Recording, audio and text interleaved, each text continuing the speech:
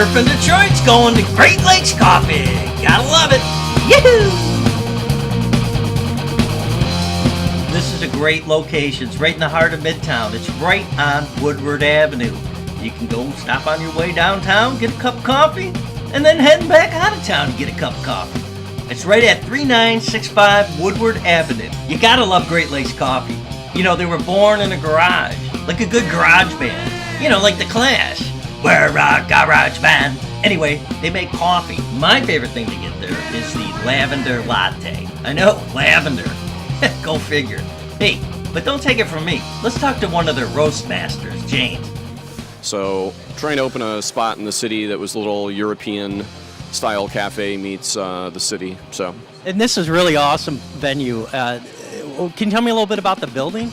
Yeah, the building is from the 1880s, and my landlord's two African-American guys, one of whom owned a bar in Greektown called Floods, bought the whole block and restored it slowly. We came in and it was sort of white boxed, and we used a lot of reclaimed materials to sort of pay homage to the era of the building with some new modern sort of design as well. Yeah, and I heard a lot of that came from Hamtramck. Yeah, there was a house in Hamtramck, the Carpenter House on Carpenter Street that was deconstructed by a friend of mine, and we used a lot of those materials in building out our space here. The last two iterations in the building were both bars. One was called Finney's and the other was called the Blue Moon. Dating back to the 1880s, I'm not sure. There's some tunnels that go under Woodward and Alexandrine, so I'm sure there's a lot of history here that I'm unaware of. That's awesome. And so even though this is a coffee shop, you still serve alcohol, right? Yes. I can only drink so much coffee in the course of one day, and I drink quite a bit, but love to drink beer and wine and cocktails and share those stories of people that produce all the products, from coffee farmers to wine growers to beer brewers and spirits distillers. Do you guys have special events here? Like, do you have bands come in, poetry reading?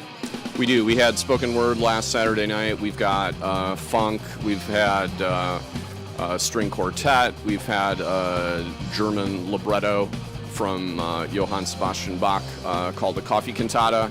We do wine tastings on Thursday night, and trivia, which just got written up in the Free Press on Wednesday night. So where do people park when they come here? We have a parking garage behind. There is some street parking, but we've lost all of the parking on Woodward. You can go down to Cass and park there. What's your clientele?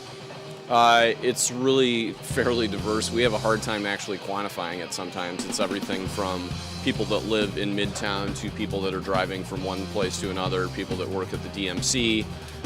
We get a lot of doctors in here. We get some students from both CCS and from Wayne State, which is where I went to school.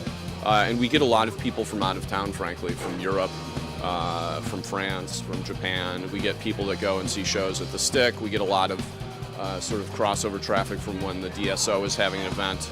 So it's there's a lot. People think that we open here because of students, but students really, that's not sort of the focus. It's a cafe bar, day bar, night bar. So it's a wide group of people that we go. Okay, it's my first time coming here. What would you tell me to order?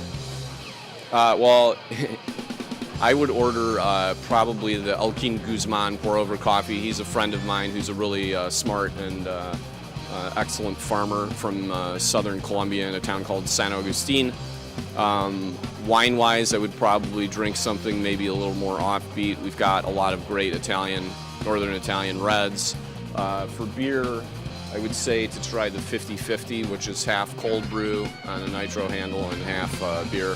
Kind of like up and down at the same time. We've got since we're a coffee bar, we have a coffee gin and tonic with nitro that's really cool right now. And then for the sandwiches, I can't get enough of Reuben's. So we have a really nice corned beef Reuben. There's a sandwich named after me called the James with peanut butter and kimchi and bread and butter pickles. That's quite good too. So if I wanted to find out more about Great Lakes Coffee, how would I find out? The best way is to come in here and talk to me, actually, but we are at www.greatlakescoffee.com on the internet.